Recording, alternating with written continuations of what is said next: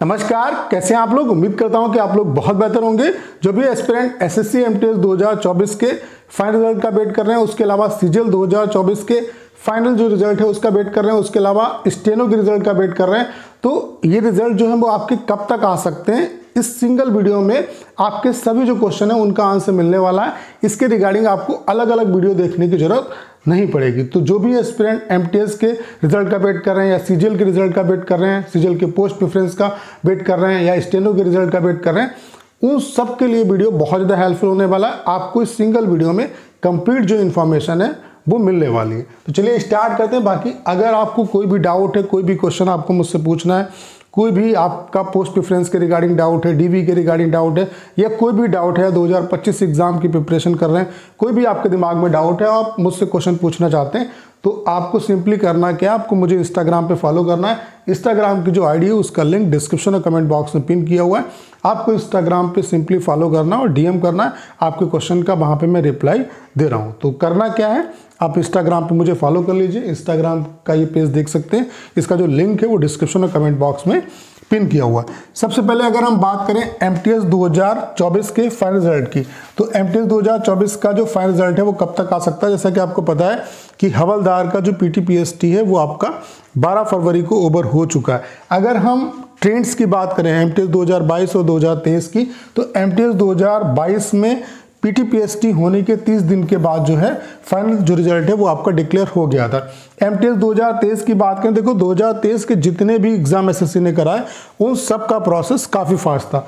MTS 2023 की बात करें तो पीटीपीएसटी ओवर होने के 20 दिन के बाद यहाँ पे फाइनल आपका जो रिजल्ट है वो डिक्लेयर हो गया था।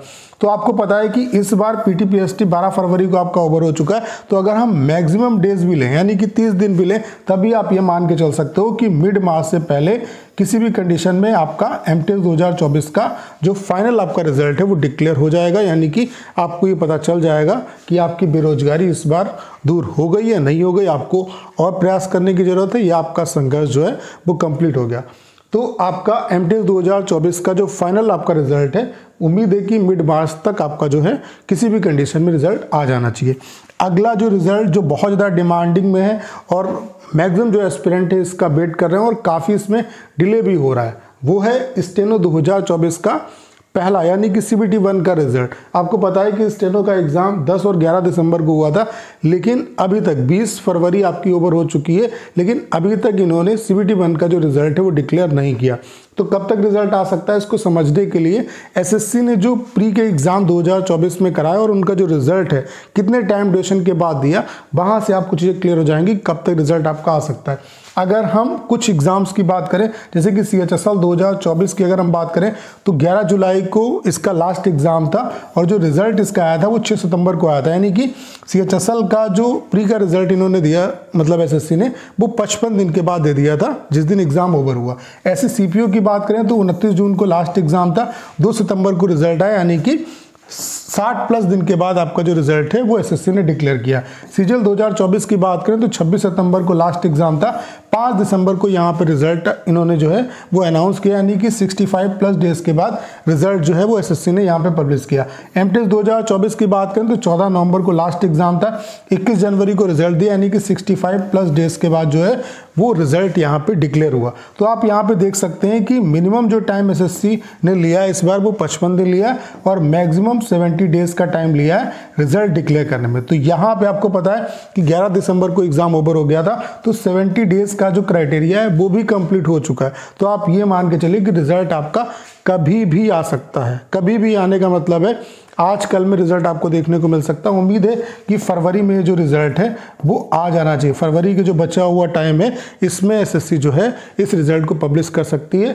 आज कल में हो सकता है आपको रिजल्ट जो है वो देखने को मिल सकता है। रिजल्ट कभी भी ये जो है वो आपका आ सकता है, क्योंकि मैक्सिमम जो डेज हैं वो भी आपके जिस टाइम ड्यूरेशन में एसएससी रिजल्ट दे रही है, अभी 2024 के जो रिसेंटली एग्जाम कराए उनके जो रिजल्ट दिए हैं उसका मैक्सिमम जो टाइम ड्यूरेशन है वो भी कंप्लीट हो चुका है। तो आप ये मान के चलिए ये रिजल्ट कभी भी आपको देखने को मिल सकता है।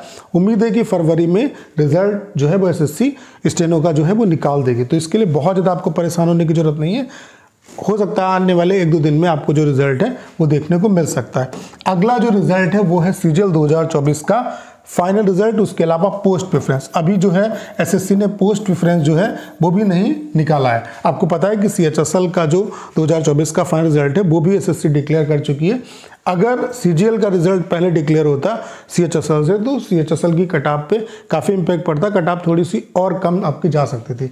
लेकिन खैर 2024 का सीएचएसएल का पहले रिजल्ट आ गया, अभी सीजीएल का पोस्ट प्रेफरेंस भी नहीं आया और फाइनल जो रिजल्ट है वो भी नहीं डिक्लेयर हुआ है। तो कब तक आ सकता है? तो इसके लिए जो 2022-2023 का अगर हम डाटा देखें तो सीजीएल 2022 का जो टीयर 2 का एग्जाम था वो 2 तारीख से लेकर के 7 मार्च तक हुआ। उसके अलावा जो पोस्ट प्रेफरेंस फॉर्म निकाला था एसएससी ने वो 27/4/2023 को निकाला और 27/4/2023 से लेकर के 1/5/2023 तक आपको पोस्ट प्रेफरेंस भरने को मिला था। उसके अलावा जो फाइनल रिजल्ट यहाँ पे इन्होंने डिक्लेयर किया था वो 13/5/2023 को डिक्लेयर कर दिया था। तो आप देख सकते हैं कि मेंस होने के बाद 20 दिन के बाद पोस्ट प्रेफरेंस आपका आ गया था और पोस्ट प्रेफरेंस जिस दिन ओवर हो रहा है उसके 12 दिन के बाद एसएससी फाइनल जो रिजल्ट है वो डिक्लेयर कर देती है 2022 में। अगर हम 2023 की बात करें तो टीयर 2 एग्जाम 25, 26 और 27 अक्टूबर को हुआ था। पोस्ट प्रेफरेंस जो निकाला था एसएससी ने वो 18 नवंबर को निकाला था और 18 नवंबर से लेकर के 21 नवंबर तक पोस्ट प्रेफरेंस फिलअप करा था। यानी कि 4 से 5 दिन एसएससी जो है वो नॉर्मली आपको पोस्ट प्रेफरेंस के लिए देती है और फाइनल जो रिजल्ट था वो 4 दिसंबर को डिक्लेयर कर दिया था। तो यहाँ पर भी जिस दिन आपका मेंस का एग्जाम ओवर हो रहा है उसके 20 दिन के बाद पोस्ट प्रेफरेंस आ गया था और पोस्ट प्रेफरेंस ओवर होने के बाद 12 दिन के बाद फाइनल आपका जो रिजल्ट है वो डिक्लेयर हो गया था। आपको पता है कि इस बार 2024 का एग्जाम 18, 19 और 20 तारीख को कराया गया। 18 तारीख वाली जो टाइपिंग थी वो कैंसिल होकर फिर 31 जनवरी को ये टाइपिंग आपकी कराई गई। तो यहाँ पे आप देख सकते हैं कि 20 दिन का भी टाइम पीरियड आपका ओवर हो चुका है, लेकिन अभी तक पोस्ट प्रेफरेंस फॉर्म जो है वो आपका नहीं आया। तो ये मानिए आप कि पोस्ट प्रेफरेंस फॉर्म जितना ये डिले करेंगे उतना फिर फाइनल जो रिजल्ट है वो डिले होगा, क्योंकि आप देख रहे हैं कि पोस्ट प्रेफरेंस फॉर्म फिलअप कराने के बाद चाहे आप किस मतलब सीएचएसएल का देख लो ट्रेंड्स या आप सीजीएल का देख लो लास्ट ईयर का, कि एसएससी जो है पोस्ट प्रेफरेंस के बाद बहुत ज़्यादा टाइम नहीं लेती है, 15 दिन के अंदर रिजल्ट डिक्लेयर कर देती है। तो ये जो रिजल्ट है जितना आपका पोस्ट प्रेफरेंस डिले होगा उतना रिजल्ट डिले होगा। उम्मीद है कि फरवरी में जो बचा हुआ टाइम है फरवरी का, इसमें पोस्ट प्रेफरेंस आपका आ जाना चाहिए और मार्च में किसी भी कंडीशन में आपका जो फाइनल रिजल्ट है वो डिक्लेयर हो जाएगा, इससे आगे नहीं बढ़ेगा। उम्मीद है कि मिड मार्च तक ही ये जो फाइनल रिजल्ट है वो डिक्लेयर कर देंगे। बाकी सारी चीज़ें जो हैं वो डिपेंड करेंगी पोस्ट प्रेफरेंस पे। उम्मीद है कि अगले 1-2 दिन में पोस्ट प्रेफरेंस जो है वो आपको देखने को मिल जाएगा और पोस्ट प्रेफरेंस भरने के लिए एसएससी 4 से 5 दिन आपको देती है। तो उम्मीद है कि ये फरवरी में ये जो प्रोसेस है वो कंप्लीट करा लेंगे और उसके बाद आप मिड मार्च तक उम्मीद कर सकते हो कि आपका जो रिजल्ट है वो आ जाएगा। बाकी ये प्रोसेस जितना डिले होगा फिर रिजल्ट भी उतना डिले होगा। तो उम्मीद करता हूँ कि सारे क्वेश्चन का जो आंसर है वो आपको इस सिंगल वीडियो के थ्रू मिल पाया होगा। करना क्या है, इस वीडियो को शेयर करना है। उसके अलावा अगर आप चैनल पर नए हैं और आपने अभी तक इसे सब्सक्राइब नहीं किया है तो प्लीज़ चैनल को सब्सक्राइब करना मत भूलिएगा।